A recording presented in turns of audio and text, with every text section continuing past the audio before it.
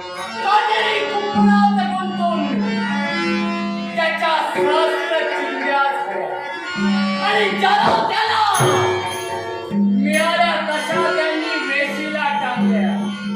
पण त्या दिनापासून मला या ठिकाणी फक्त घोर भावना मागील प्रसंगाची आठवण होतात.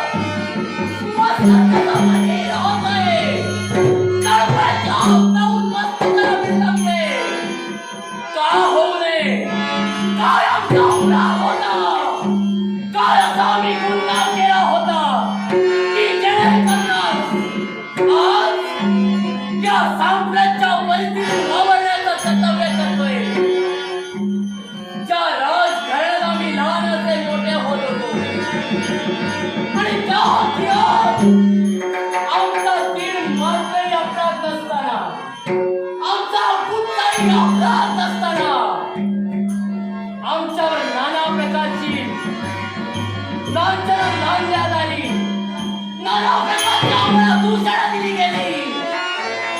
नव्हे नव्हे तर आमच्या मृत्यूदेवतेला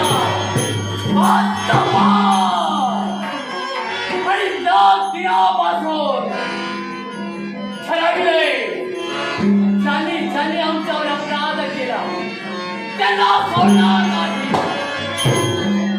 आमच्या पितृदेवतेनं त्या दिनापासून राजवैभवाचा त्याग केला आणि कसं बसं अरण्याच्या दिशेला मार्ग पूर्ण करते भिल्ल जमातीचा प्रवेश केला.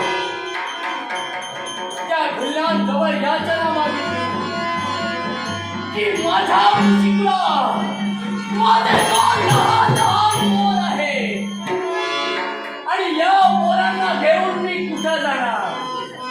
तेव्हा आश्रय द्या मला, या तुमच्या भिल्ल जमातीचा आश्रय द्या. त्या दिनापासून त्या भिल्ल जमातीत आम्ही लहानाचे मोठे झाले.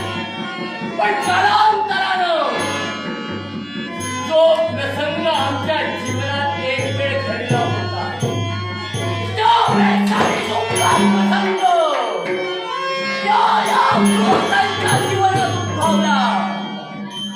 आमची पितृदेवता वयोवृद्ध होत होती आणि त्यावेळी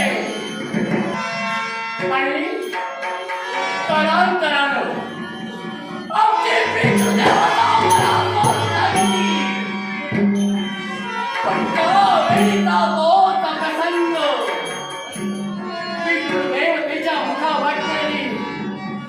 शब्दवाणी हे पुराणो अरे आमचं होतं पण त्या हक्काचं तुम्हाला मी मिळवून देऊ शकलो नाही.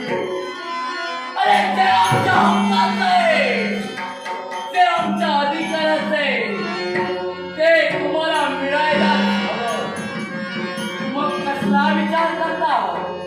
हा बाप तुम्हाला या क्षणात माझ्या मागोमा माझ्या पोरांनो अरे ज्यांनी तुम्हाला बहिष्कृत केलं सोडा घ्या. एक शब्द अजूनही आमच्या कर्णपटावर पडताय. एक मार्ग भेट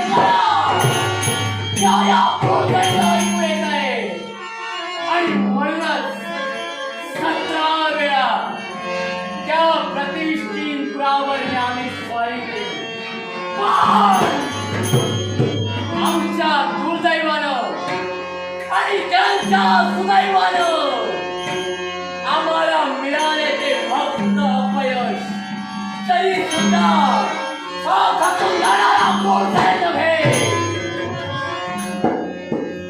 माझ्या बंधूला मी चांगलंच शिकवले, कारण जिथं आम्हाला बोलता येत नाही तिथं फक्त आठवण्याचा मार्ग.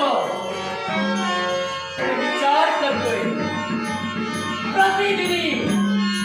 माझी भेट घेतल्याशिवाय स्वकर्तव्यासाठी माझा दुष्टबुद्धी केव्हाही झाला नाही. मग आजच्या दिनी